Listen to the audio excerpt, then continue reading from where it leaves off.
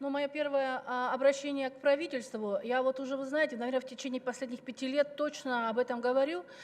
Дело в том, мы, наверное, заметили, что очень много писем, обращений с просьбой финансово помочь в лечении.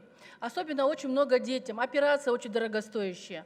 И постоянно к нам, депутатам, обращаются. Если социальные сети вы откроете, то практически каждый день идет обращение, там, Альсом, помогите, спасите и так далее. Вот скажите, пожалуйста, что мешает вам вместе там, с Минздравом, с какой-то сотовой компанией разработать вот этот телефон, помощь, там, помоги ребенку или еще как-то, чтобы один звонок, например, стоил 75 сом или 100 сом или 50 сом, чтобы там суммировалась вот эта сумма, помощь граждан, и какой-то консилиум создайте при Минздраве, пускай они там собираются, смотрят, какая сумма, и смотрят, какому, хотя бы только детям, ради детей. Я понимаю, что всем помочь невозможно, но детям же можно помочь, у нас не так их много. Хотя больных очень много, требующих операций очень много. Поэтому как-то продумать эту возможность, чтобы этот телефон работал по всей республике. Ну просто невозможно всем помочь. Я сейчас хочу поддержать мою коллегу по поводу, вот она выступала в ФОМС, что там действительно коррупционные схемы оттока денег совершенно не гражданам.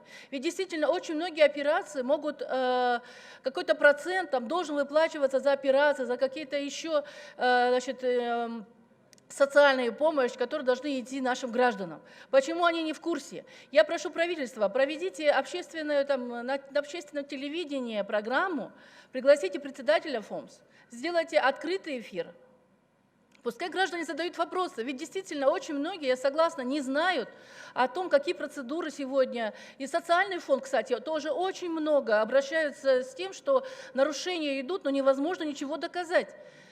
Вот, в связи с этим я прошу вас, создайте больше таких вот социальных программ на телевидении, на общественном телевидении, разъясняйте гражданам их права, куда они могут обращаться, если их права нарушены. И по ФОМС, я согласна, что нужно протокольное поручение, и по значит, социальному фонду тоже очень много замечаний.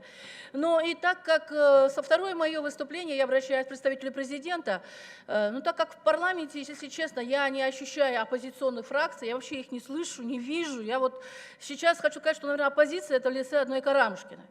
Поэтому я хочу все-таки обратиться к вам. Скажите, почему суды над экс-президентом должны идти в закрытом режиме? Почему последняя очная ставка, которая была проведена, она засекречена? Если мы хотим действительно, вы хотите доказать, что все суды идут в законном русле, в правовом поле, почему все суды должны быть закрытые? Это только одно, это значит прав сегодня экс-президент, а не власть, к сожалению. Поэтому объясните закрытость судов. Рахмат.